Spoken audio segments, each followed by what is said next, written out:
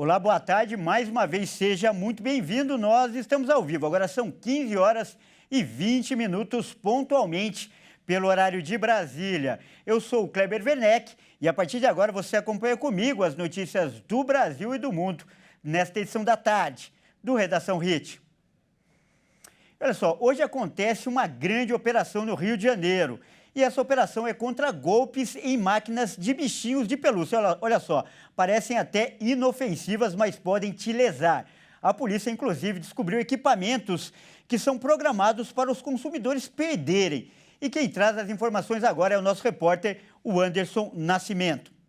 Nesta quarta-feira, a Polícia Civil do Rio de Janeiro começou a segunda fase da Operação Mãos Leves contra quadrilhas que exploram máquinas de bichinhos de pelúcia.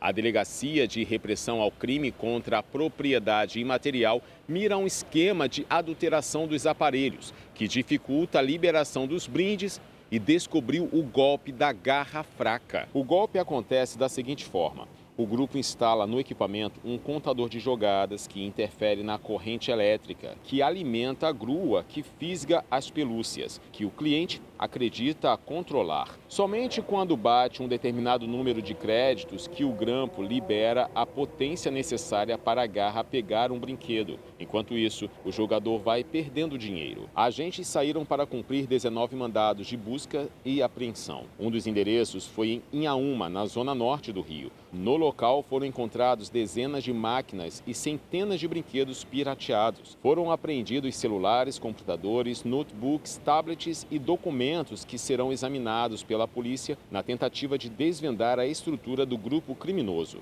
Os investigados podem responder por crime contra a economia popular, contra o consumidor, propriedade material e associação criminosa, além da contravenção do jogo de azar. As investigações também prosseguiram para apurar eventual prática de lavagem de dinheiro. E olha só, essas máquinas aí que a gente acabou de ver seriam levadas para shoppings do Rio de Janeiro. O que levanta uma dúvida, né? Será que você aí, quando você leva seu filho, seu neto ou então seu sobrinho para brincar em um aparelho desses, será que você está sendo enganado? Então, para falar mais sobre esse assunto, nós vamos conversar agora com um especialista. O nosso convidado é o Dr. Cid Vieira de Souza, ele que é advogado criminalista. O doutor Cid, que vai aparecer agora aqui no telão, e eu já cumprimento ele. Boa tarde, doutor Cid. Seja muito bem-vindo. É um prazer recebê-lo aqui no nosso jornal. Boa tarde, Kleber. A honra é toda minha de ter a oportunidade de compartilhar com você esse horário da parte da tarde. Legal, doutor. E olha só, vai interessar para muita gente. Como eu disse, aparentemente atrás de um lazer ali, de uma diversão, pode estar um golpe. Então, primeiro, doutor, eu peço que você explique, né, à luz da lei.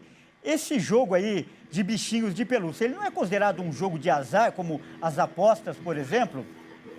É sim, ele é considerado como um jogo de azar, mas a preocupação não é em relação à contravenção ao jogo de azar. A preocupação é lavagem de dinheiro, o crime organizado, o que essas máquinas elas fazem para abastecer o crime organizado. E a polícia está no seu papel de fazer essas operações que são feitas com inteligência, com a inteligência da Polícia Civil. E eu acho, Kleber, que os shoppings, como instituição, têm que ser alertados a respeito dessas máquinas e as implicações legais que podem, eventualmente, acarretar a utilização dessas máquinas, que são verdadeiros caças-níqueis. E, doutor, importantíssimo esse alerta que você fez aí, pode ser só a ponta do iceberg, né, de um esquema criminoso muito maior. E a gente viu aí na reportagem, inclusive, que a adulteração nas máquinas, ela só foi descoberta porque a polícia investigava a origem dos bichinhos de pelúcia, por causa dos direitos autorais ali dos personagens que eles representam. E se não fosse isso, o golpe poderia nem ter sido descoberto. Então a pergunta que eu faço, doutor, é quem fiscaliza o funcionamento dessas máquinas? Legalmente, quem é responsável, doutor? Acho que, em primeiro lugar, como elas estão em estabelecimentos comerciais, a prefeitura teria que fiscalizar, ver os competentes alvarás e a própria Polícia Civil, tendo em vista as notícias de crime contra a economia popular. Essas máquinas adulteradas, essa programação que existe, isso não é coisa nova, isso já é antigo. Você tem máquinas caça-níqueis preparadas para causar aquele jogador, ele sempre vai perder. Então, não é novidade isso para a Polícia Civil. Mas tem que ter uma interação entre a Polícia Civil, as prefeituras, uma comunicação entre os órgãos para que possam efetivamente combater. Importante também essa declaração, doutor. E quais crimes essas empresas que são donas dessas máquinas podem responder? E o importante também saber, a lei é rigorosa para esse tipo de caso? Quais também são as penas previstas, doutor? Nós temos aí, em princípio, os crimes de lavagem de dinheiro e de organização criminosa. São crimes graves e que, se condenados, são condenados à pena de prisão com regime fechado a mais de 8 anos de reclusão, somando-se as penas. Os crimes contra a economia popular, jogo de azar, são crimes de menor potencial ofensivo, mas aquilo que a gente pode denominar como o crime antecedente para a lavagem de dinheiro. Então, depende também de uma atuação conjunta com o Ministério Público para que possa esse trabalho de inteligência da Polícia Civil surtir resultado. E, doutor, nosso foco aqui sempre é o consumidor, a pessoa que nos assiste. Então, eu peço que o senhor dê uma orientação para o nosso telespectador. É claro que não dá para dizer, né, quando uma máquina está adulterada. Isso requer uma perícia. Mas existem aí dicas para minimizar o risco ou é só contando com a sorte mesmo, doutor? Em princípio, é contando com a sorte. Porque não tem como você identificar como uma adulteração de máquina. Se você for com o seu filho apenas como lazer, como entretenimento, mas não objetivando ganhar da máquina, eu acho que é mais fácil de você não ser lesado por essas máquinas adulteradas. Sabe as palavras, doutor, dica muito importante aí para as pessoas que nos assistem. Então, eu lhe agradeço muitíssimo por essa participação. Nós acabamos de conversar com o doutor Cid Vieira de Souza, ele que é advogado criminalista. Mais uma vez, doutor, muito obrigado pela sua participação. Muito obrigado, a honra é toda nossa. E olha só, e ontem, né, agora mudando de assunto, a gente falou aqui, você deve se lembrar, sobre o novo projeto para o porte de armas no Brasil. E um novo decreto deve ser assinado pelo presidente Lula até a próxima segunda-feira para definir essas novas regras. Ontem, o governo fechou um acordo com os senadores para retirar o projeto que estava na pauta de votação. Após acordo com o governo, o projeto que anularia regras sobre armas saiu de pauta no plenário do Senado. O governo prometeu apresentar até a próxima segunda-feira um novo decreto para corrigir alguns pontos do texto em vigor. Um dos principais pontos do acordo é a retomada da autorização para que clubes de tiro desportivo fiquem a menos 1 quilômetro de distância em relação a instituições de ensino. O decreto em vigor proíbe essa proximidade, mas o relator, senador Vanderlan Cardoso, lembrou que a mudança prejudicaria vários clubes já estabelecidos de acordo com regras anteriores. O presidente do Senado, Rodrigo Pacheco, disse que o novo decreto presidencial deve ser editado sem aparentes excessos que extrapolam os limites regulamentares do decreto presidencial. Até segunda-feira editar esse novo decreto, corrigindo essas distorções, para que a gente possa contemplar tanto o governo quanto os profissionais aí. Nós aguardaremos então um novo decreto presidencial em relação a esse tema, com os ajustes feitos e pretendidos pelo colegiado relator e líder de governo, e então retiramos de pauta esse projeto de decreto legislativo, aguardamos o novo decreto presidencial para avaliarmos então a necessidade ou não de voltar com esse projeto de decreto legislativo para a pauta. Então, senhor presidente, ele fica retirado e não adiado de pauta. Olha, e agora é hora de mostrar o que viralizou, o que está viralizando na internet. Vamos então aos vídeos que são destaque nas redes sociais. E olha, tem muita imagem impressionante hoje. Ó, só para começar, nós já vamos ver aí um vídeo que chocou a internet. Uma mulher, ela é arremessada para fora de um ônibus em movimento. E tudo por desatenção do motorista. Dá só uma olhada nessa imagem. As imagens mostram uma cena revoltante. A câmera de segurança da porta traseira de um ônibus mostra o veículo parado e os passageiros descendo. Aparentemente tudo normal. Uma mulher com uma sacola se prepara para se sentar, quando de repente o ônibus acelera bruscamente, ainda com a porta aberta. A mulher é arremessada para fora do ônibus com muita violência. E a falta de desatenção do motorista é tão grande que ele nem percebe o que aconteceu e segue com a viagem como se nada tivesse acontecido. Não se sabe o estado de saúde da mulher, mas isso mostra a falta de cuidado e atenção que esse motorista tem com os passageiros e até mesmo com a segurança de todos. Olha, imagem chocante e revoltante. O grande erro ali, o primeiro de todos, é que o motorista nunca pode circular com as portas abertas, como a gente viu ali, e a gente espera que essa mulher se recupere. Como a gente pode ver também, uma vítima já que tem uma certa idade, então a gente torce pela plena recuperação dela e que esse motorista responda pelo que fez. E olha só, essa outra imagem é de um motociclista distraído e azarado. Ele conduzia a moto dele tranquilamente por uma avenida movimentada, quando de repente ele bate em um carro. Aí ele se levanta ali, levanta a moto, mas depois acaba batendo em outro carro que vinha na direção contrária, 2 vezes na mesma ocorrência. Vamos ver.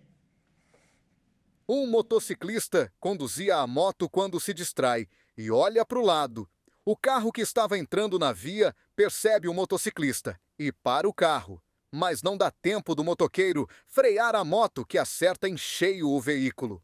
O homem cai no chão e fica por um tempo tentando se levantar e levantar a moto, e quando consegue, a moto sai andando sozinha e atinge um outro automóvel que estava na mesma avenida, só que no sentido contrário. O rapaz e a moto são atingidos pela segunda vez, mas felizmente ninguém se feriu. E olha, deu para ver ali que nos 2 casos, nas 2 vezes ali que ele bateu nos carros, ele não estava olhando para o trânsito, nem estava olhando para frente. E além de tudo, não usava capacete. Além de distraído, descuidado, o anjo da guarda dele deve ter bastante trabalho. E olha só, a imagem que nós vamos acompanhar agora também são impressionantes. Um motorista de um caminhão, ele tenta desviar de um carro que aparece ali de repente na estrada e acaba se chocando com outro caminhão que vinha no sentido oposto. O que chama atenção é a força dessa colisão que acabou derrubando até uma árvore. Olha só que impressionante. As imagens que estão viralizando na internet mostram o momento em que o caminhoneiro tenta se desviar do carro branco e, quando vira para a esquerda, se choca com o caminhoneiro que está vindo de encontro. O impacto foi tão grande que o caminhão branco tem a frente bem prejudicada. E com a batida, acaba derrubando a árvore e ela ainda cai em cima do outro caminhão. Veja novamente, não se tem notícia sobre pessoas feridas. Olha, e a culpa de todo esse estrago foi daquele carro branco ali, que entrou ali sem olhar, entrou ali totalmente distraído também, e com ele não aconteceu nada, mas com os 2 caminhões deu para ver o estrago ali. Trânsito não é brincadeira, tem que ter atenção e responsabilidade. E agora eu vou mostrar mais um vídeo da série impressionante. Imagina você estar aí em uma padaria ali tranquilo, tomando seu café, e na hora de você chegar ali no caixa para pagar a conta, um caminhão descontrolado invade o local e destrói tudo pela frente. Então dá só uma olhada nessa imagem. O vídeo mostra uma padaria. onde estão 2 moças no caixa, 3 homens e uma criança. Todos estão tranquilos, até que de repente olham para fora do estabelecimento e ficam assustados, logo em seguida, o motivo do susto deles. Um caminhão desgovernado invade o local em alta velocidade, bem na direção deles, e destrói tudo que encontra pela frente. O susto foi tão grande que todos desaparecem da imagem. Eles procuram se esconder do outro lado do caixa. Felizmente, o acidente não teve consequências piores. 2 pessoas tiveram ferimentos leves, mas foram socorridas. Olha, graças a Deus a gente viu aí que foram só 2 pessoas com ferimentos leves, porque podia ter sido uma grande tragédia. Em especial, a gente olha aquele menino ali brincando, distraído, mas eu tenho certeza que Deus, mais uma vez, esteve presente ali e cuidou de tudo. E olha só, mudo de assunto agora, isso porque eu vou voltar a falar dos incêndios que estão incomodando muito o país. Olha só que número alarmante. Quase 2.000 focos de incêndio foram registrados por dia em agosto. Acompanhe esse levantamento agora nessa reportagem. Em média, foram por dia 1.981 focos de incêndio no mês. Os dados do Instituto Nacional de Pesquisas Espaciais consideram o período entre 1º e 26 de agosto. A média é o resultado total de 51.527 focos notificados. Foi o maior índice desde setembro de 2022, quando foram registrados mais de 60.000 focos de queimadas. Atualmente, algumas regiões do país enfrentam uma onda de queimadas, entre elas o interior de São Paulo, Amazônia e Pantanal. E somente nesta segunda foram registrados uma média de 117 incêndios por hora. No acumulado do ano, o número sobe para 109.000 focos. Mato Grosso, Pará e Amazonas foram os estados mais afetados pelo fogo em quase 8 meses. Segundo um levantamento feito pela Secretaria Nacional de Proteção e Defesa Civil, nos últimos 5 anos, incêndios florestais causaram danos de pelo menos R$1.350 bilhões no setor privado e R$13 milhões para a área pública, além de afetar 5 milhões de pessoas. O governo federal informou que a principal suspeita é de que as queimadas registradas pelo país sejam criminosas. A ministra do Meio Ambiente, Marina Silva, afirmou que a situação não é natural, é atípica, já que em 2 dias, vários municípios registram queimadas ao mesmo tempo. De acordo com a Polícia Federal, 31 inquéritos já foram abertos para investigar suspeitas de incêndios criminosos no país. E lá no Pantanal já chegaram os voluntários da Operação Humanitária, que vai levar alimentação e também atendimento de saúde para a população que foi afetada pelas queimadas. E quem vai trazer as informações agora é o nosso repórter, Wellington Pael. Boa tarde, Pael. Boa tarde, Kleber. Boa tarde a todos. O governo de Santa Catarina confirmou ao de Mato Grosso do Sul o envio de 20 bombeiros em 6 viaturas para atuarem no combate aos incêndios no Pantanal. Os militares devem desembarcar nos próximos dias, trazendo toda uma estrutura, como equipamentos de proteção individual, além de 84 itens como assopradores, roçadeiras, motosserras, motobombas de água limpa, abafadores, batedores, facões e enxadas. Esse é mais um reforço que vem da região sul do país. No final de semana, 11 bombeiros chegaram do Rio Grande do Sul com 4 picapes e equipamentos para retribuir o apoio dos sul-mato-grossenses durante as enchentes que atingiram as cidades gaúchas entre abril e maio deste ano. Os militares estão na região de Miranda. Nossa visão aqui é retribuir, né, toda aquela participação que eles tiveram lá no nosso estado, quando nós precisamos deles ali que extrapolou a nossa demanda ali de atuação. Os dias que nós atuaremos aqui no estado,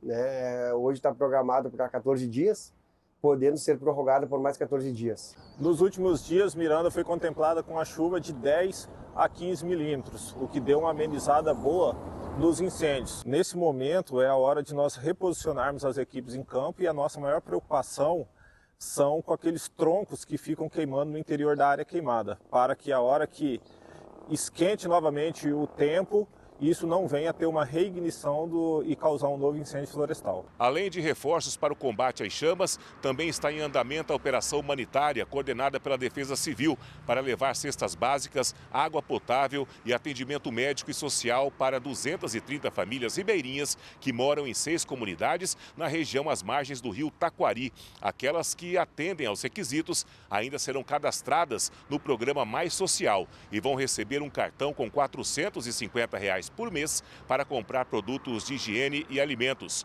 Outro pilar das atividades é a ação de saúde. São 5 profissionais, entre médicos, enfermeiros, auxiliar de enfermagem e veterinários, para fazer o atendimento primário, entrega de remédios e encaminhamento para o Serviço de Saúde Pública de Corumbá, quando necessário. Após atendermos, compreendermos as suas demandas, vamos estar também fornecendo os medicamentos necessários que aquela população precisa e sempre em conjunto com a parte do município de Corumbá, né, do assistencialismo, cuja é de muita importância, né, para darmos a continuidade no tratamento dessas pessoas que precisam. Ao todo, são 30 voluntários atuando nessa operação. Para se ter uma ideia de como as comunidades estão isoladas, a comitiva com 8 caminhonetes levou 8 horas para percorrer 200 quilômetros de Corumbá até a região do Paiaguás, onde foi montada uma base operacional em uma fazenda. A maior parte do trajeto foi em estradas de terra e areia. É um acesso bastante complicado, realmente se você não é da região é muito fácil se perder, né, de difícil comunicação. Praticamente não temos comunicação nessa região do Pantanal. Por isso, a importância de nós trazermos esse atendimento à população. É a primeira vez nessa magnitude, né? A primeira vez nessa quantidade de pessoas, devido a essa situação do incêndio agora, que é muito grave. E aqui não estamos no combate, mas a gente está na preservação e na prevenção, né? Junto. Está dando esse apoio. Eu moro aqui há 44 anos. Para mim é gratificante, ainda mais assim quando vem, né, a pessoa, né, maravilhosa, essa equipe que está vindo, vai atender a comunidade, né? Porque é muito difícil, né, transporte, essas coisas. E uma coisa dessa é bacana mesmo. Essa é a primeira etapa da operação humanitária, que será estendida para outras regiões do bioma a partir de setembro. A estimativa é de que Mato Grosso do Sul tenha ao todo 3.000 ribeirinhos vivendo na região pantaneira. É com você, Kleber. Obrigado pelas informações, Pael. E agora é hora da gente falar de esportes, aqui no Redação HIT. E quem está aqui ao meu lado é o Fernando Jesus. Boa tarde, Fernando. E olha só, a gente começa, infelizmente, né, com uma notícia triste. Depois de 5 dias internado, o zagueiro uruguaio Juan Izquierdo morreu na noite de ontem em São Paulo. Fernando, conta pra gente os detalhes dessa história com um final triste. Exatamente, Kleber, no final muito triste. Boa tarde para você e a todos que nos acompanham. Hoje o futebol está de luto. O zagueiro uruguaio Juan Izquierdo sofreu um ataque cardíaco dentro de campo durante o jogo da Copa Libertadores da América contra o São Paulo. E depois de 5 dias internado, ele não resistiu e acabou falecendo. O jogador Juan Izquierdo, do Clube Uruguaio Nacional, morreu em São Paulo 5 dias depois de sofrer um ataque cardíaco durante um jogo da Libertadores contra o tricolor paulista. Expressamos nossas mais sinceras condolências à sua família, amigos e colegas. Todo o Nacional está de luto por sua perda irreparável. Descanse em paz, Juan. Você estará para sempre conosco, escreveu o clube em mensagem publicada na rede social X.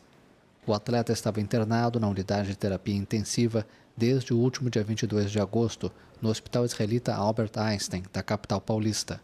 Uma nota emitida na última segunda-feira detalhava que o jogador dependia de ventilação mecânica e apresentava quadro neurológico crítico.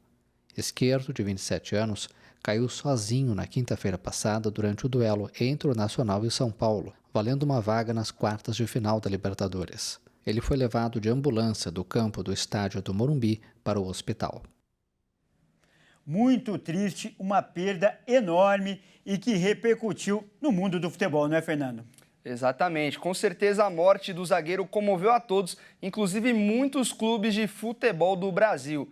Vários times realizaram postagens nas redes sociais lamentando a morte de Izquierdo e desejando o conforto aos seus familiares e amigos. O último jogo de Izquierdo, como a gente falou, foi pela Copa Libertadores da América contra o São Paulo, no qual ele sofreu a arritmia cardíaca. O tricolor, inclusive, também se comoveu e prestou condolências aos familiares e mostrou uma profunda tristeza pela perda do jogador. Tá certo, e diante de tantas homenagens, é claro que a postagem da esposa do zagueiro chamou a atenção. Conta pra gente também essa despedida, né, emocionante. A esposa do Izquierdo fez uma postagem nas redes sociais para homenagear o jogador. Logo após o anúncio de sua morte, ela postou uma carta de despedida nas redes sociais. Veja agora o texto emocionante da esposa do zagueiro uruguaio.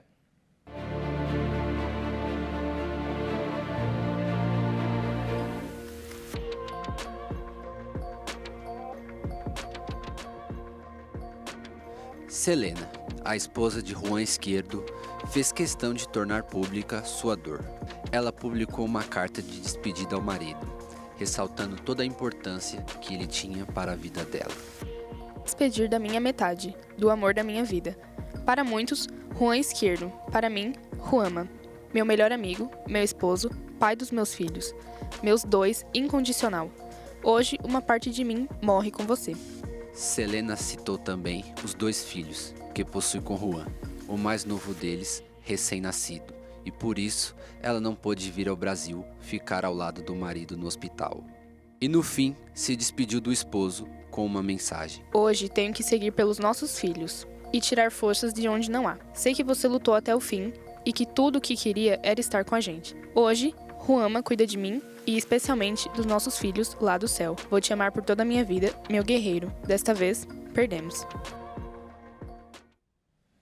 E essa triste história do zagueiro Izquierdo serve de alerta para muita gente. Afinal, se um atleta profissional que tem ali todo o acompanhamento médico passou por isso, imagina só aqueles atletas amadores, aqueles que praticam esporte só no fim de semana. E para falar mais sobre esse assunto, nós vamos conversar agora com uma pessoa que enfrentou esse problema de perto.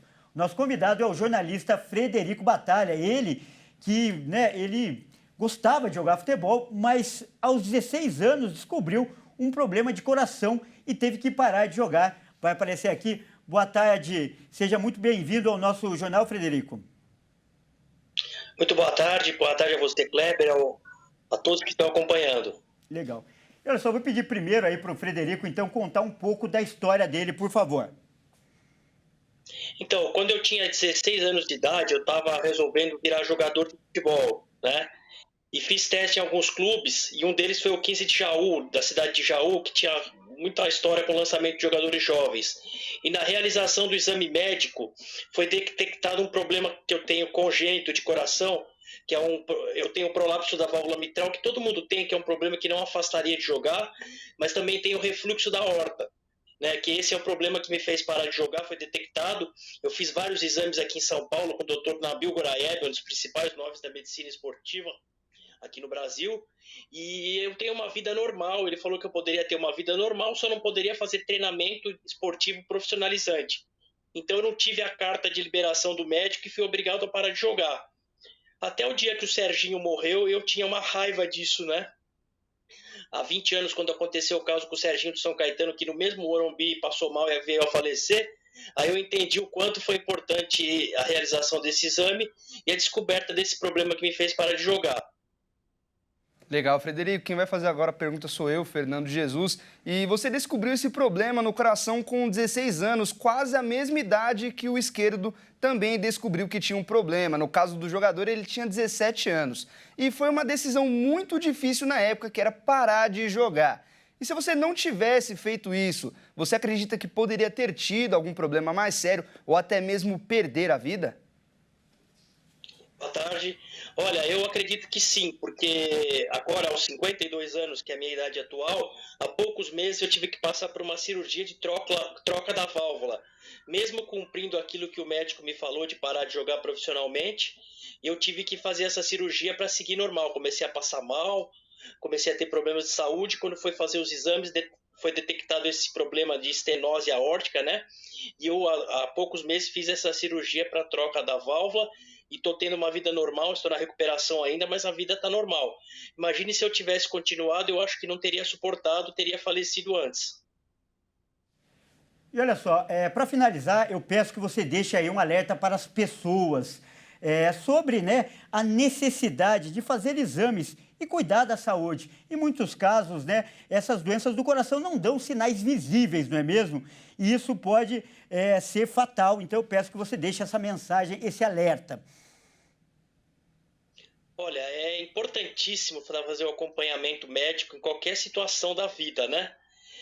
Agora, se você está pensando em se tornar um atleta profissional, onde você vai estar atuando num ritmo forte, vai estar na plenitude, né, de fazer exercícios, de fazer treinamento, viver carga física muito alta, é imprescindível que faça os exercícios pré-participativos, né, com um médico habilitado, com um médico que conhece do riscado aí do assunto, e porque, como você bem disse, Kleber, os problemas às vezes não são detectados por sintomas.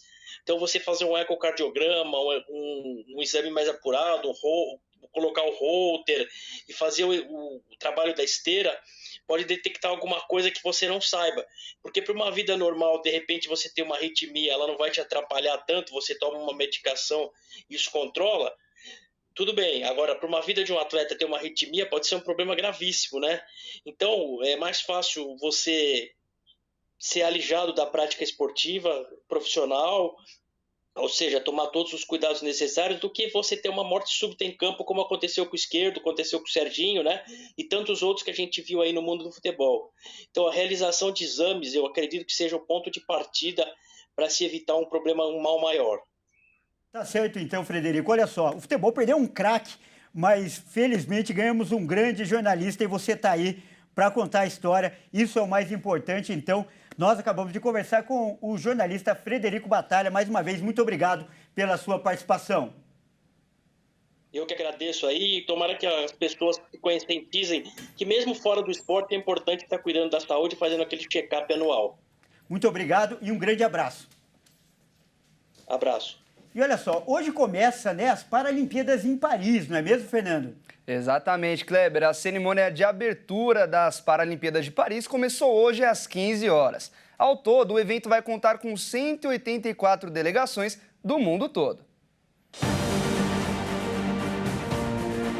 Os Jogos contarão com a mistura usual de estrelas internacionais experientes que esperam melhorar suas marcas e novatos que buscam a projeção. O pernambucano Felipe Rodrigues é o brasileiro com mais medalhas na história da competição entre os 280 atletas convocados pelo país para esta edição dos Jogos. Recifense, o nadador conquistou ao menos uma medalha em cada uma das 4 edições dos Jogos que disputou.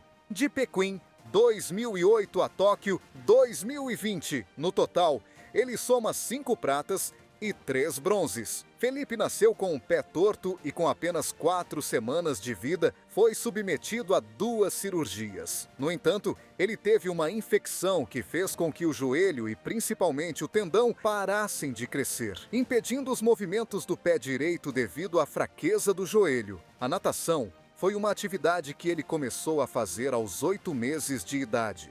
Como fisioterapia, a resposta é, de fato, complexa. Mas é possível traçar um caminho feito pelas organizações e atletas paralímpicos ao longo das últimas décadas e que explicam o salto de qualidade que o Brasil teve e que é esperado que continue tendo nas provas na capital francesa. As principais razões que apontam o país como um dos destaques paralímpicos passam desde a lógica de que os investimentos geram resultados, principalmente a longo prazo, até um contexto social que é muito forte no Brasil. Em um país onde as pessoas com deficiência encontram barreiras para praticar suas atividades mais simples do dia a dia, nas ruas de quase todas as cidades, o esporte surge como uma realidade, onde há, de fato, uma valorização diante do esforço e evolução constante de quem tem alguma deficiência.